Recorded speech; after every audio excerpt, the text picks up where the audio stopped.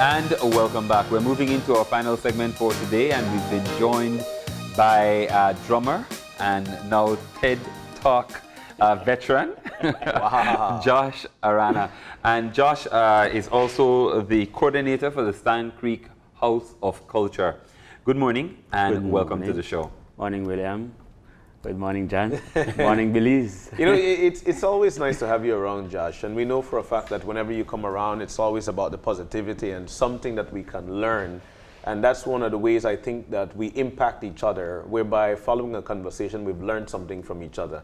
So TED Talk, and then the topic it struck me because, you know, how drumming made me a feminist. And you know, I want to segue directly into it because everybody knew you as Joshua Arana, the drummer, Joshua Arana, the teacher. Man, TED Talk, tell us about your experience with that. And I want to just say one thing. Why a feminist when we don't see females usually playing the drums? I want to segue a little bit before I before I answer the questions. I just want to play a little bit, simply because whenever there's a conversation about the Garifuna culture, we want to invite our ancestors to be a part of the gathering. Before we do anything. Yes. So I'll do a short hugu, and then we go into the conversation. All right. Sounds good? Yes, sir. Go it.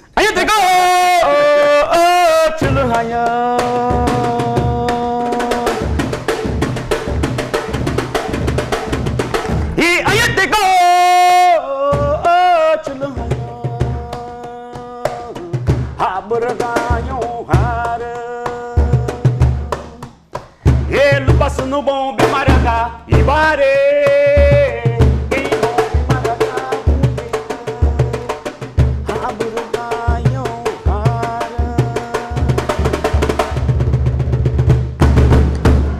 I love it. Now, usually you have somebody playing Primera or Segundo. Yeah. So how difficult is it to play both drums? Well, it's not that difficult. If you know how to play one, all you have to do is now figure out how to coordinate your hands. Instead of playing all beats on this one drum, You have to share you kind of share it. So Parana on this drum. Sorry. Cool. All right. You got me to move. But let's get back to our conversation. That's for cool, today. man. Seriously. So let's talk about your journey with the drum. How did you get into drumming in the first place? Drumming. There are people before me who have passed on in body, but not in spirit, who still wants to express themselves and have chosen me as one of those persons that they want to express themselves through. So the talent is not mine. It's for those who were before me. So it's an ancestral talent. It's an ancestral talent. At what point did you find yourself with that ancestor or having that ancestor within you, taking along that talent? At what point did you notice this? Actually, I think I think others noticed it before I did, because when I play, some people look at me and say, you go somewhere besides yourself. Nice. And I was like, no, but That's you. that's me. Yeah. It's me playing, you know. And recently, I've been playing and noticed that every now and then I have to go to that place, and I oftenly go to that place, you know. And I start realizing, and I start having the conversation. I say, you know what? It seems as if what people are saying is actually true. Yeah. So you're a conduit, and it happens through you. Yeah. Now, I know you also teach drumming. So, because it's such a cultural connection, how do you train anyone? Because I'm sure you can play music, you can beat a drum, but it's how do you get that connection to everything that went before, and to make sure that that expression becomes something that is also a show of reverence? Teaching is not that hard as it relates to drumming. As a matter of fact, while I have the talent of drumming, my students teach me how to teach based on the questions that they ask. As a matter of fact, they teach me about drumming based on the questions that they ask. When there are certain questions, there's nobody to go to ask these questions to. And sometimes I would go to bed and voila. And tomorrow, like, you know what? This is what it is, and this is what it is. One of the questions that one of my students asked one time, because I used to call this drum bass drum, or segunda, whatever word comes to mind. And one of my students asked one time, "Sir, what's the name of this drum and what's the name of this drum?" And I said, "Primero." And I said, "Oh, this one not bass." But it doesn't make sense. And I went to bed one time and I'd be like, "Oh, this is a primero. So this is a segunda. Why is it a segunda?" That's the question. Because the foundation of our culture are our mothers. The foundation of our society, our families, our culture are our mothers. Because they're pulsating, they're constant. Okay? She makes sure that there's breakfast in the morning. She goes to bed thinking about the following day. She's constant. This is the foundation or the pulse of every rhythm. So when you play paranda, for example, punta, wanarga, it's constant. So it's the foundation of every rhythm. She's the foundation of culture, families, society. Of every day. So this, because she sets space, this sets space, makes sense to give it a female gender. Segunda. I like that. So it's a segunda and not a segundo. This is a primero and not a primera. Now, can you divert into that one as to why the primero? Okay. So this is our father drum. But everything that our father does has a it's deeply rooted in home. It sets space for the families. So hence the reason why when this drum is playing, it keeps the timing of this one because it's home, it's pulsating. Okay? So there's a home beat that this one plays. So for example, paranda. That's a home beat. Okay? But our fathers also go out and do different chores. So if he goes to the farm, he improvises. Okay? So if you go to the farm, if you go to fish, you use different tools, so improvisation will be different. Let's say you go to work otherwise, you will improvise differently, use a pen, whatever. But every time you get back home, it's a home beat. But set by the foundation So that it's is already set there. by the foundation. Exactly. Ah, damn, that deep. And I see why the feminism aspect of it now. What was once you started sharing this idea, how was the reception, especially among men when it's more male drummers? Yes. Well, Actually, I think I've only seen one woman play a drum. It's not something that is it culturally frowned upon for women to be playing the drum? oh no, but it's, when you think about gender roles, the women would not have time to go out and play the drums. Like for example, in when it comes to paranda music, for example, women are the mediums for most paranda songs, because we believe in the culture that there are no songwriters or composers. Songs are passed on by the ancestors. So you don't own that song. The song is for the community. Okay? So while females are the medium for most of these songs, men perform them.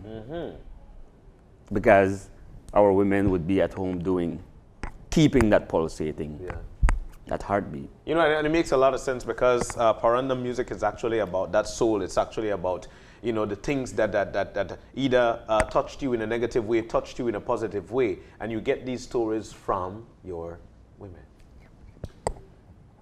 That, you know, when you're talking about stories and the drum itself, you don't think necessarily, unless we're having this kind of a conversation, that there's a story being told, right? And you did a very good demonstration talking about tempo and how the pace is dictated by the chore that you're undertaking. How, I mean, I'm not Garifuna, but is it something where you recognize, for example, when you beat the drum in a particular way, that it's bringing a particular livelihood? I know when you're dancing, for example, you know, you do the mimicking of that particular thing, but is it also the same with the drumming in terms of the beat can signal something to the entire culture? When you play the drums itself is that which is basically the face of the culture. Okay? So the drums is that which we gather around to build relationships. When the drums start to play, it doesn't matter if you're Creole or Garifuna or Spanish or whatever. You come around. And that's how we build relationships. And through those relationships is where we learn more about the culture. Okay? And this is what we try as much as possible to be able to learn enough about the culture so that when people come around to build those relations, there's something about the culture to talk about. Yeah. You said something earlier that you are not Garifuna. There is, in the whole Garifuna context, everybody is Garifuna because everybody is Maya, because everybody is Creole. I like that. There's only but one spirit. And because there's only but one spirit, there's only but one people. And because there's only but one people, there's only but one culture. There are only different expressions of that spirit, that people, and that culture. Now, how long have you been playing the drum? I started when I was 5. So at what point did you turn drumming into a more of an academic kind of undertaking, to understand it and to be able to teach it and to be able to make it almost like a science? Because I think very often people don't, when something brings you joy, you may not ever process why it brings you joy. You just do it because it's within you. Yeah. But to understand it and to make it an academic exploit of sorts, when did you decide that you turned that corner? I think my journey started even before I became conscious that I'm actually transitioning into that direction. I was fortunate to be able to come across some very good people like Royce Bergal, the late great Royce Bergal, who taught me the discipline of drumming. And what I thought was the discipline of drumming is not necessarily just a discipline of drumming, it's a discipline for life. And when you learn these things, you open yourself up for knowledge. You're more objective, and you receive, and you're able to talk to people. You're able to converse with people. Yeah. And there are certain things that people say to you that ding, that aha moment. They don't know that they're saying something, but bang, that's what it is. For example, I was watching Open Your Eyes. One time, I know that Owane was on set, Nuru was on set, and there's this, I can't remember the name of the guy, but he's a Creole drummer from Mananti, a dread guy. He's not Emmett, but a younger guy. He said something that is Garifuna. It's like, man, and this is a Creole person. And that was like a aha moment for me. Yeah. He said those that don't have a way of honoring their ancestors will be forgotten by their children. That's deep. Yeah, very. That's very deep. And hence the reason why as Garinagu people, we have a way of honoring our ancestors. Yeah. And it's often misunderstood. often misunderstood. People need to understand that there's no such thing in the Garifuna culture as witchcraft. Those that want to deem the Garifuna culture as being witchcraft, we have our own spirituality. And the foundation of our spirituality is the concept Aubu Amadano. I for you and you for me. For me. Yeah. We believe in the oneness of everything. Oneness of everything.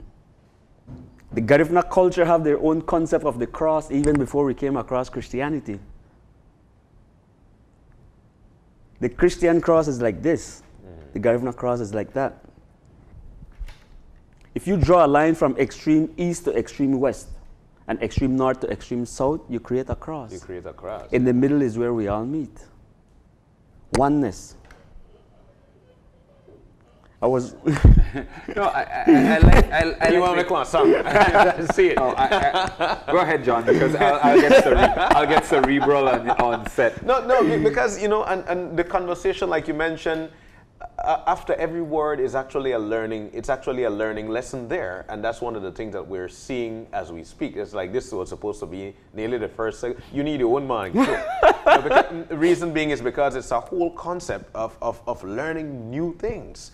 And, you know, and I wanted to jump back into the whole TED Talk. And this is a segue from the whole, because this is deep.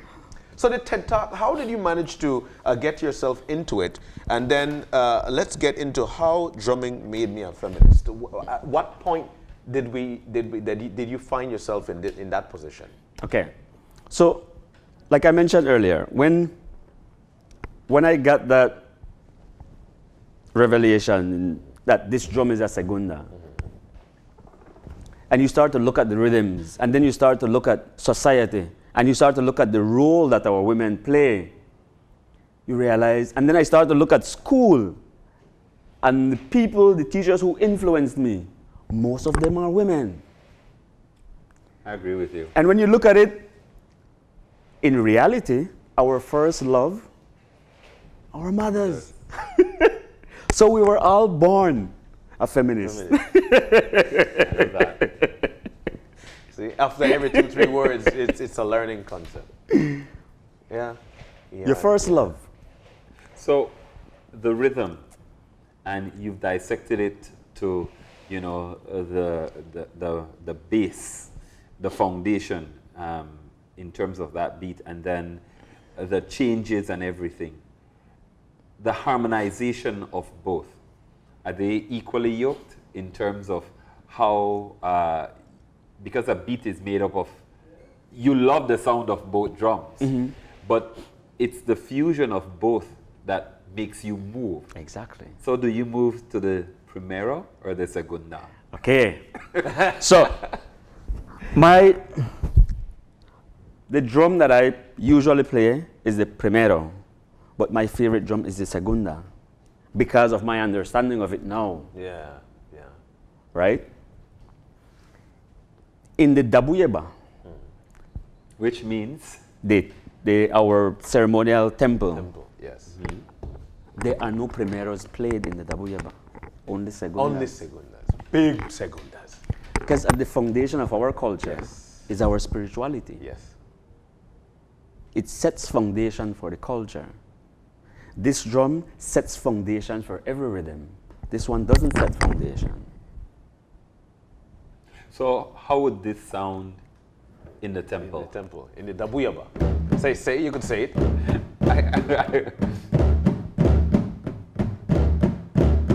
And there are 3 of them. Yes. And they're very significant. Huge. If I'm playing in the middle, the drum on my left represents those that were here before. The drum on my right represents those that will come. And the drum in the middle represents me in the present. Because I will determine in the present whether these people will know about those people. Yes. So it's a connection between the past and Exactly. the future. You bring them together. We believe in three parallel worlds: the past, the present, and the future. And does the drumming, how is the drumming different for each one, or is it the same? It's the same. It's the same? But it's dictated by the lanigi, the heart drum. It's dictated because we're in the now, we're in the present. We dictate what will happen in the now. You're going to make me look at drumming in a completely different way now. Which I think is that's the concept, you know. That's the concept. So when you hear Garifuna drumming, when you hear Garifuna music, it's not because we want to just celebrate. It's not just because of celebration. It's actually because we're coming as one, and it's transcending into us within. Like and I'm sorry, I'm actually not only host here, but because of the Garifunaness within me. When you listen to Garifuna music and you watch drummers beat, many a times you see them go. Yeah. And they're just drumming, and they could do that for an hour, and you wonder how come he's not tired? But because of what it brings to you within, that's what it does. I agree. It's a fully energizing instrument. Now, when we're looking at music, and would Garifuna music be Garifuna music without the drums? I still believe that Garifuna music can be Garifuna music without the drums, because there's a form of music called the paranda that our elderly men used to go around with just their guitars.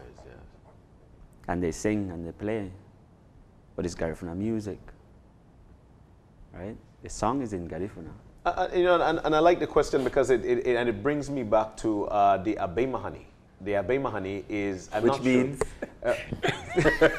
I've heard it, I was in Dangrigo over the weekend, and a group, Lufuluri,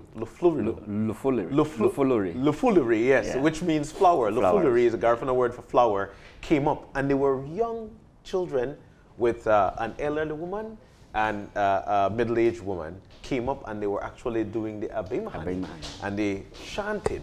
And I'm not sure if, what genre it is within the Garifuna music, but at the same time, it's only words. Abe Mahani is a genre of Garifuna music done without musical accompaniment. Without the drums, without anything. And it's done by women. Yes. Abe Mahani. So you see when you go to church and you sing Waguchi Bungyo, that's Abe Mahani. Yes. Waguchi Bungyo, Lida Sunfulas. And then there's a male version called the Arumahani. The Arumahani has a lot more masculine gestures. So let's say you're doing the Waguchi Bung. Waguchi Bungyo, Lida Sunfula. Yeah. It's more masculine. Yes. So more strength. Yeah. Yes. Now, then we just have to shut up and just have you play, because I think time is not on our side. It's approaching 9. So when you're talking about teaching music using the drums, which is something that reverberates within us in such a strong way, how do you teach someone, for example, to play the segunda and stay true to that? Because I think for me, whenever I play around with a drum and I'm playing something like, it's not that I get bored, but you feel as if though you've been, I don't want to say, I don't know what word to say, but you feel as if though something comes over you that you want to do more. Yeah. So how do you maintain that segunda, for example, and not be overtaken by the primero in you? It doesn't take that much effort. I mean, to play a segunda, for example, I'll give paranda. Each rhythm in the Garifuna culture, you could play with just one beat. That's paranda. Punta, just one arga. Huga huga.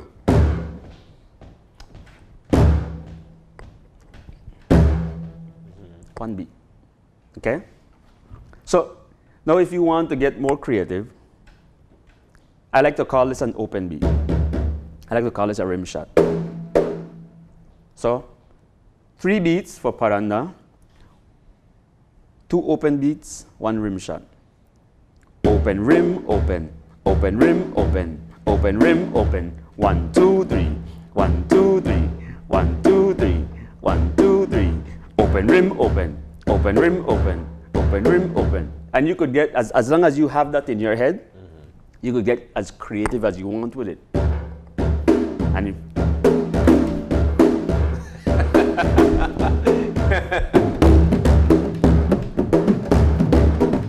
whatever you want to do with it. I noticed you also strum the drum, so to speak. So is that something that not all drums have the fishing line across so that you have that strumming? What's the benefit of having that strumming? It gives resonance. Yes. So it allows the song. And when you strum it,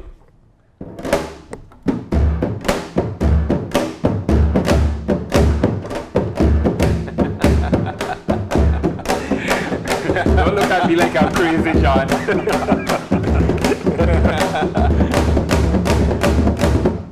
Yeah. Your favorite type of music to play? So give us some hugu. I played that earlier. Yeah, I know. And Just before you get to it, why hugu? because I like to, it's a welcoming rhythm to welcome those that come to celebrate with us, but most importantly to welcome our ancestors to be a part of the gathering. All right. So give me a good B sample now, man.